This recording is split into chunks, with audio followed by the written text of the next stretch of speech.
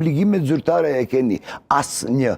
Që do me thonë, Beogradi jetë të ble, ajde ashtu quajtur, një trupin e serbëve, për të cilin insiston... Që i bie në ndryshe, për këthyër Beogradi i mban peng serbët e Kosovës që të mos integrohen.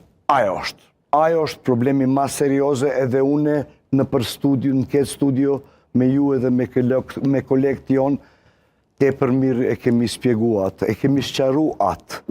Ndo këtë Zotri Albin Kurti edhe gjithë partijat në shtetin e Kosovës, që ose ngërkohen vetin për me ndru diçka në veriu, për me ajde instalu pluralizmin brenda e komunitetit serb, ajo nuk është e mundshme.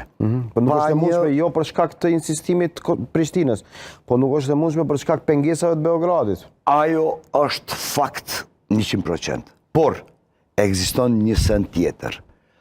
A jemi ne në veriu e vendit? A janë serbët e Kosovës qytetarët e shtetit e Kosovës?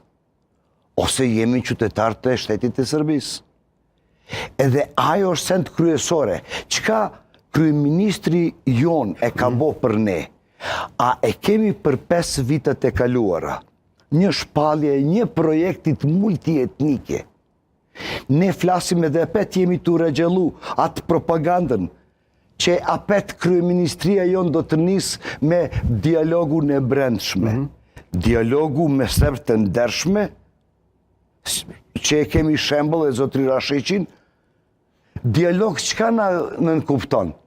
Ne dialogojmë edhe dëgjojmë njëri tjetrin. Që do me thonë, ajo është dialogu.